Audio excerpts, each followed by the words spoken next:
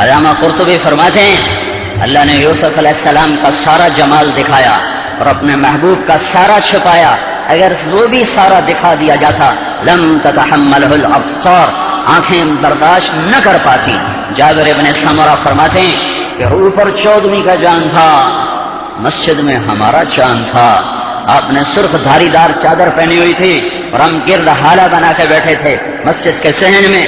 میں اوپر چاند دیکھتا، نیچے آپ کو دیکھتا تو مجھے آپ کا چہرہ چاند سے زیادہ حسین و جمیل نظر آ رہا تھا. چمکتا چاند.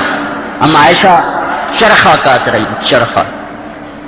اور اللہ کے نبی جوتا ہاتھ میں اس کو سی رہے. تو چرخے کی ایک آواز ہوتی ہے. گرمی کا مہینہ ہے، اللہ کے نبی کے ماتھے پر پسینہ آ گیا. ہم عائشہ کی نظر پڑی تو پسینے میں سے نور ایسے نکل رہا ہے، ایسے جیسے 7 رنگ نہیں پھیل جاتے تو ایسے یوں یوں. تو حضرت عائشہ رضی اللہ تعالیٰ عنہ مبہوت ہو کر ایک ہاتھ میں روئی، ایک ہاتھ میں چرخے کا، یوں ایسے دم بخود. تو چرخے کی آواز بند ہو گئی. تھوڑی دیر کے بعد اللہ کے نبی نے محسوس کیا آواز نہیں آ رہی چرخے کی. تو آپ نے یوں سر اٹھایا تو آگے عائشہ آپ کو ایسے دیکھ رہی. تو آپ نے کہا عائشہ کیا دیکھ رہی ہو، کیا دیکھ رہی ہو؟